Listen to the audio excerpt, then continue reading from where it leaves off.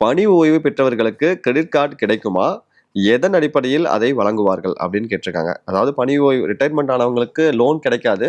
Credit card கிடைக்குமான்னு கேட்டிருக்காங்க. Okay. யூசுவலா credit கார்டுமே வந்து நமக்கு என்ன சீரான வருமானம் இருக்குன்னு பார்த்து தான் அவங்க குடுப்பாங்க. So if she is a pensioner not a problem. ஏன்னா அது ஒரு இன்கம் வந்துகிட்டே இருக்கு இல்லையா? கண்டிப்பா குடுத்துருவாங்க. பட் பெரும்பாலானோர் பென்ஷனராவே இருக்க மாட்டாங்க. Answer to her question is குடுக்க மாட்டாங்க. பட் சரி. நான் வந்து இதுக்கு ஒரு ஆல்டர்னேட் சஜஷன் ஆ. குடுக்குறேன். சப்போஸிங் உங்களுக்கு வந்து ஒரு close to 1 lakh or 80,000 rupees credit limit வேண்டியிருக்கு. You will be comfortable. நீங்க டிராவல்லாம் பண்றீங்க. இல்ல யூசுவலா மெடிக்கல் ஹாஸ்பிட்டல் போனாலும் அதை யூஸ் பண்ணிக்கிறோம் இல்லையா? ஸோ என்ன பண்ணுங்க, ஒரு 1 lakh எடுத்து எஃப்டி போடுங்க உங்க பேங்க்லயே. சரி.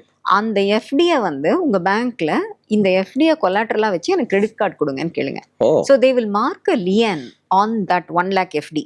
அண்ட் அதில் அட்லீஸ்ட் 80%க்காவது உங்களுக்கு கிரெடிட் கார்டு இஷ்யூ பண்ணிடுவாங்க. So okay. 80,000க்கான கிரெடிட் கார்டு உங்களுக்கு கிடைச்சிரும். அந்த எஃப்டி அமௌண்ட்டுக்கு இன்ட்ரெஸ்ட் வந்துகிட்டு இருக்கும் இல்லையா? அது உங்க அக்கௌண்ட்ல கிரெடிட் ஆயிட்டு இருக்கும். ம். அது ப்ராப்ளம் இல்லை. ஆனால் எக்காரணத்தை கொண்டு நீங்க அந்த எஃப்டியை நீங்க லிக்விடேட் பண்ண முடியாது.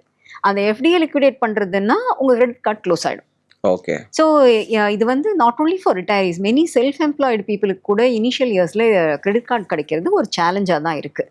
அதனால இதை ஒரு நல்ல ஆல்டர்னேட்டாக ஆப்ஷனாக அவங்க யூஸ் பண்ணலாம். அண்ட் ஒரு இப்போ ஒரு 10 லட்சம் வச்சிருக்கோம் அப்படின்னா 10 லட்சம் யாருமே எஃப்டியை லிக்விடேட் பண்ணி செலவு பண்ண போகிறது கிடையாது.